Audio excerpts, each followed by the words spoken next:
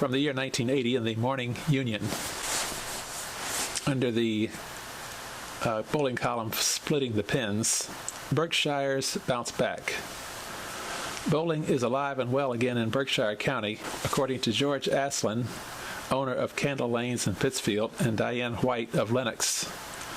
White highlighted last weekend's Western New England Candlepin Association's Mixed Teams Classic by posting the first sanctioned 400 series by a woman in Berkshire County.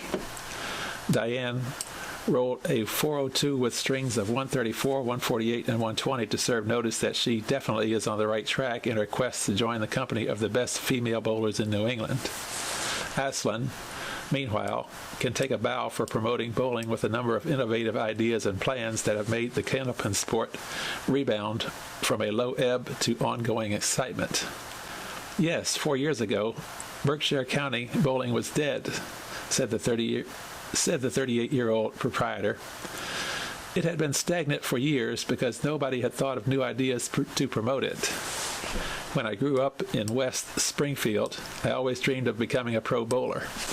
I used to set up pins for Charlie Jutras and other good bowlers at the West Springfield lanes. I admired them.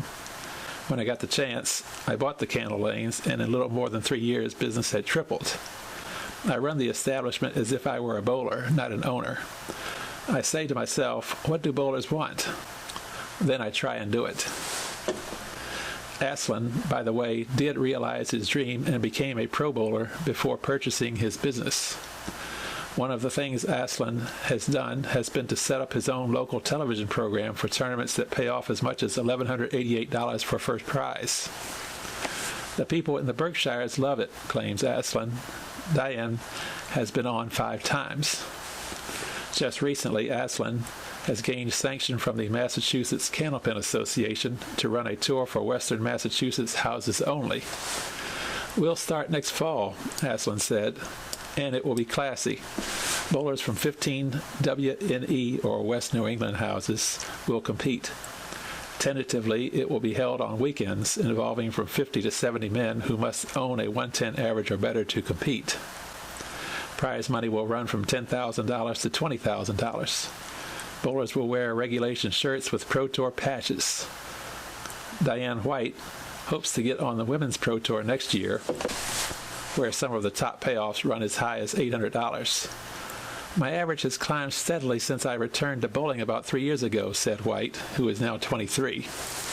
I used to compete in the junior league, but then I laid off the sport for 10 years. I'm really serious about bowling, and with the help of my boyfriend who's sponsoring me and friends from Westfield, I'm devoting most of my time to it, although I work as a cocktail waitress on weekends. Diane teamed with Jim Romani to qualify for the Channel 5 out of Boston mixed team tournament, and on January 27th they won $150. We won our first match but lost our second, said White. White also finished second in qualifying with a 5-string total of 570 for the Candlepin show that appears on Channel 40 out of Springfield on Saturdays.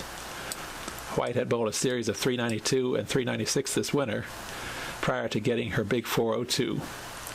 A total of 86 teams competed in the WNECA Mixed Teams Classic, won by the team of Bill and Pat Tierney, Sil and Judy Mastro de Casa. The foursome rolled a 15-27 worth $400.